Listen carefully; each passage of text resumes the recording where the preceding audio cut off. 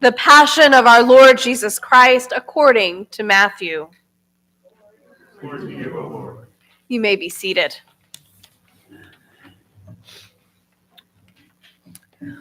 One of the 12, who was called Judas Iscariot, went to the chief priests and said,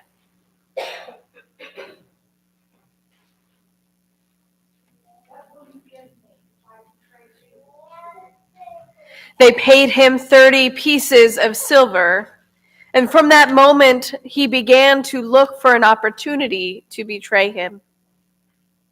On the first day of unleavened bread, the disciples came to Jesus saying, Where do you want us to make the preparation for you to eat the Passover? Go into the city to a certain man and say to him, The teacher says, My time is near. I will keep the Passover at your house with my disciples. The disciples did as Jesus directed them, and they prepared the Passover meal. When it was evening, and while they were eating, Jesus said to them, Truly I tell you, one of you will betray me.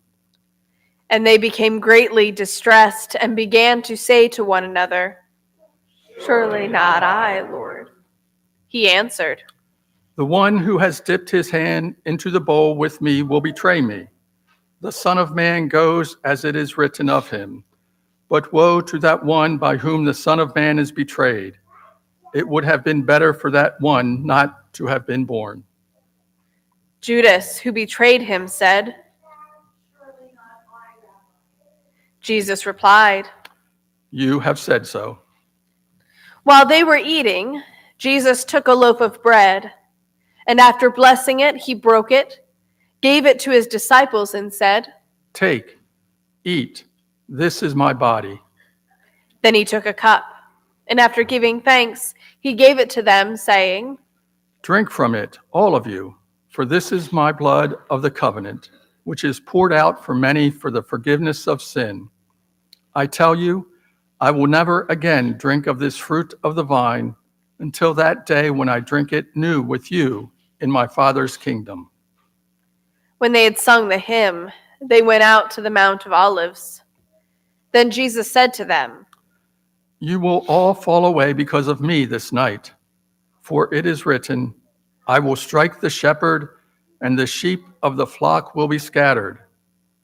But after I am raised up, I will go ahead of you to Galilee.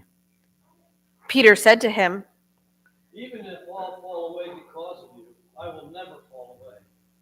Jesus said to him, Truly I tell you, this very night before the cock crows, you will deny me 3 times. Peter said to him, Even though I must die with you, I will not deny you. And so said all the disciples. Then Jesus went to a place called Gethsemane, and he said to his disciples, Sit here while I go over there and pray. He took with him Peter and the 2 sons of Zebedee, and began to be grieved and agitated. Then he said to them, My soul is deeply grieved, even to death. Remain here and stay awake with me. And going a little farther, he threw himself on the ground and prayed, My Father, if it is possible, let this cup pass from me, yet not what I want, but what you want. Then he came to the disciples and found them sleeping, and he said to Peter, So, could you not stay awake with me 1 hour? Stay awake and pray that you may not come into this time of trial.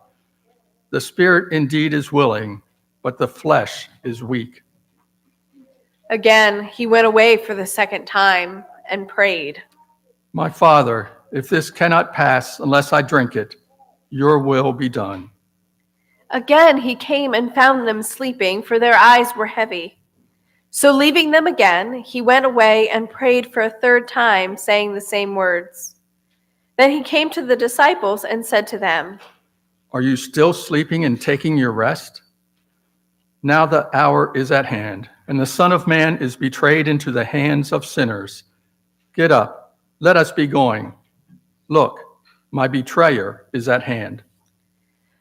While he is still speaking, Judas, one of the 12, arrived. With him was a large crowd with swords and clubs, from the chief priests and the elders of the people. Now the betrayer had given them a sign, saying,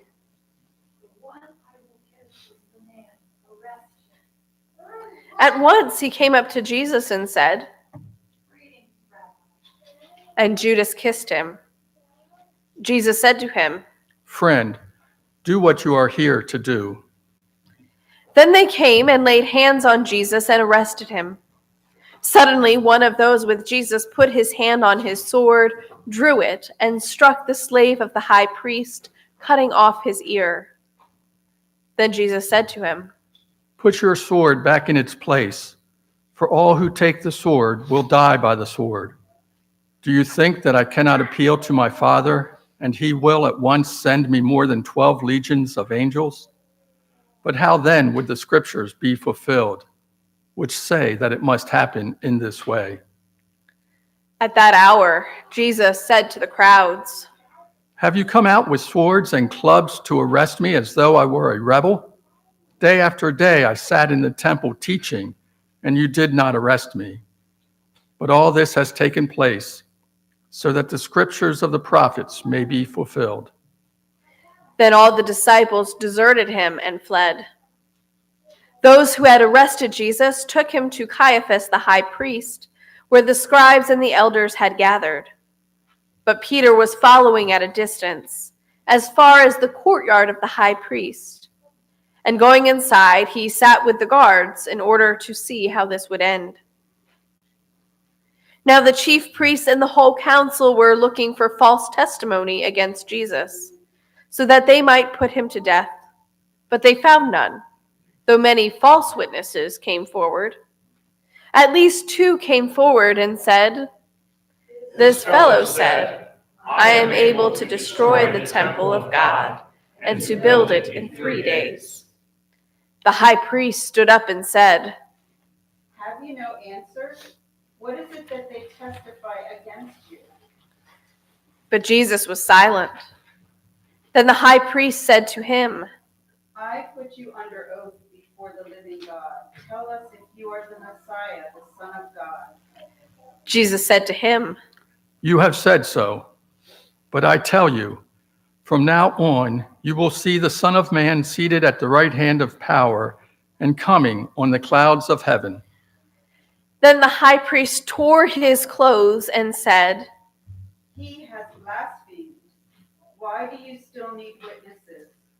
You have now heard his blasphemy. What do you think?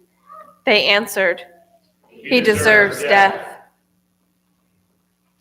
Then they spat in his face and struck him, and some slapped him, saying, Prophesy to us, you Messiah.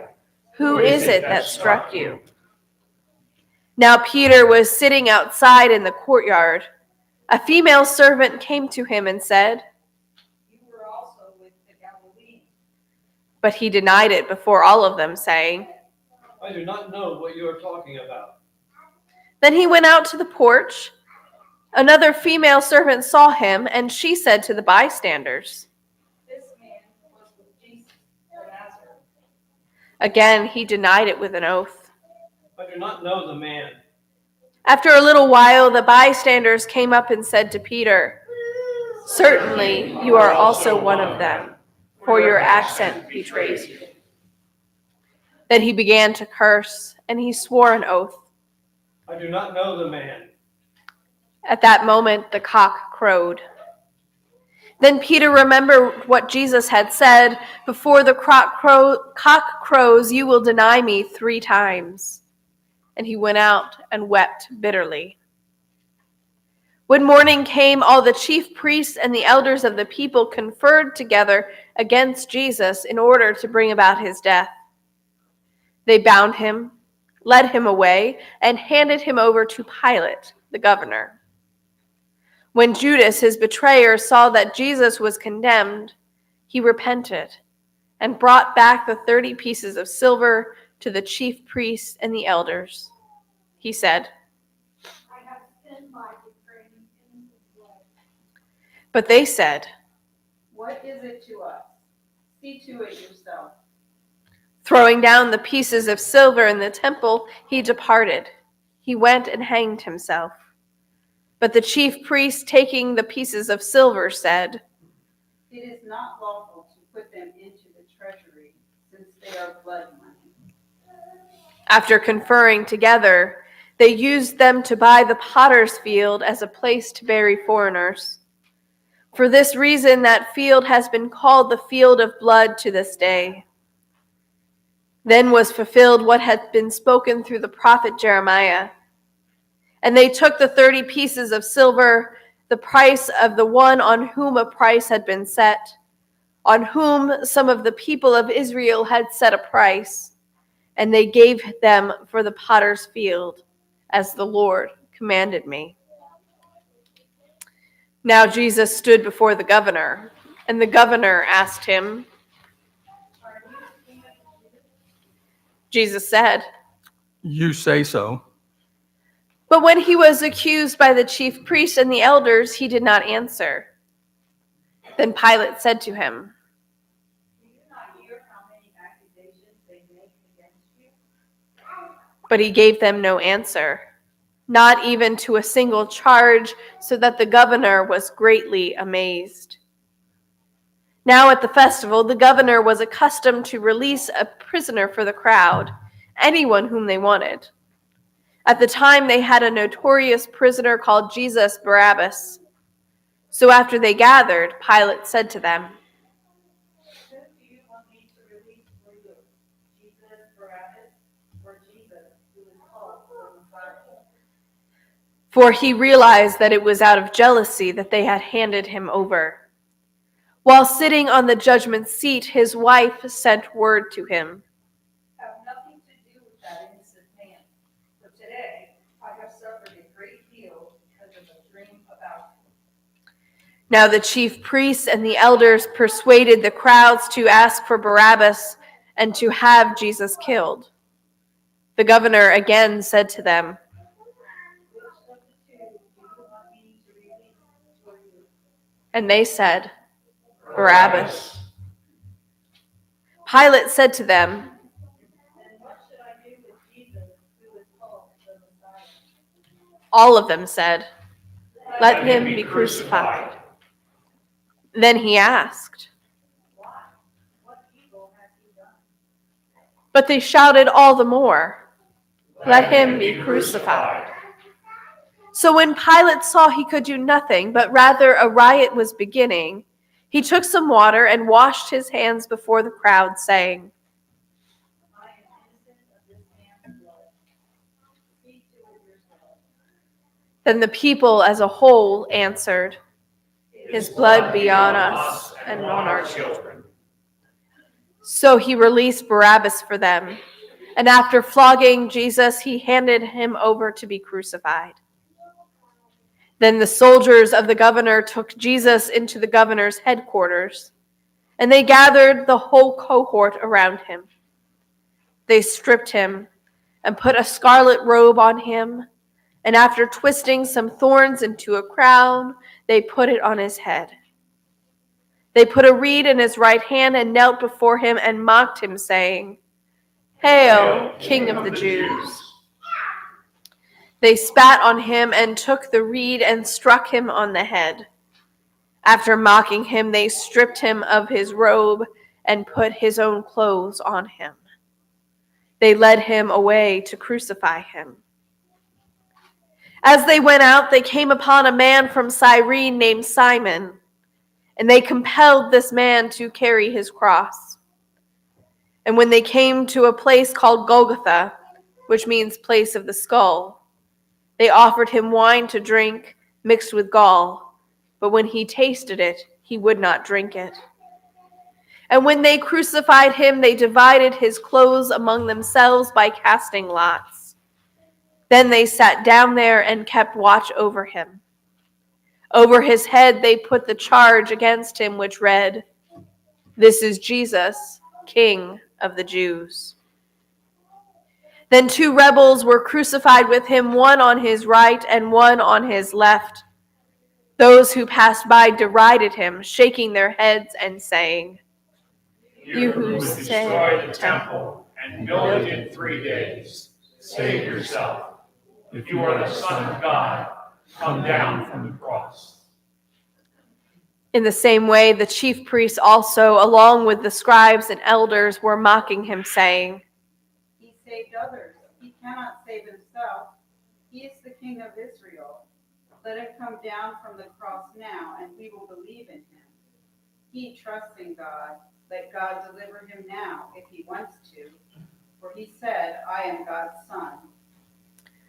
The rebels who were crucified with him also taunted him in the same way. From noon on, darkness came over the whole land until 3 in the afternoon. And at about 3 o'clock, Jesus cried with a loud voice, Eli, Eli, lama sabachthani. that is, my God, why have you forsaken me? When some of the bystanders heard it, they said, this man is calling for Elijah. At once, one of them ran and got a sponge, filled it with sour wine, put it on a stick, and gave it to him to drink. But the others said, Wait, let us see whether Elijah will come to save him. Then Jesus cried again with a loud voice and breathed his last. At that moment, the curtain of the temple was torn in 2 from top to bottom.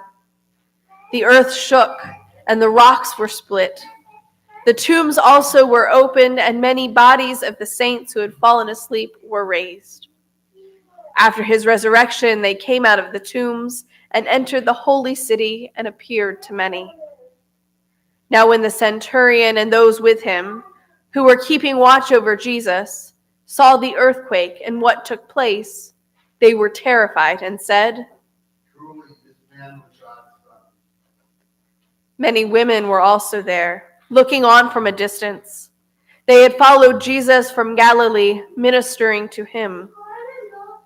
Among them were Mary Magdalene and Mary, the mother of James and Joseph, and the mother of the sons of Zebedee.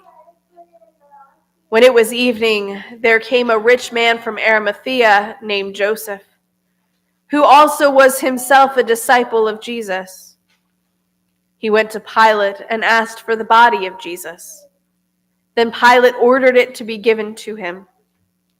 So Joseph took the body and wrapped it in a linen cloth and laid it in his new tomb, which he had hewn in the rock. Then he rolled a great stone to the door of the tomb and went away. Mary Magdalene and the other Mary were there, sitting opposite the tomb. The next day, that is, after the day of preparation, the chief priests and the Pharisees gathered before Pilate and said, Sir, you remember what that impostor said while he was still alive. After 3 days I will rise again. Therefore, command the tomb to be made secure until the 3rd day. Otherwise, his disciples may go and steal him away and tell the people he has been raised from the dead. And the last deception will be worse than the first. Pilate said to them, You have a guard of soldiers. Go, make it as secure as you can. So they went with the guard and made the tomb secure by sealing the stone.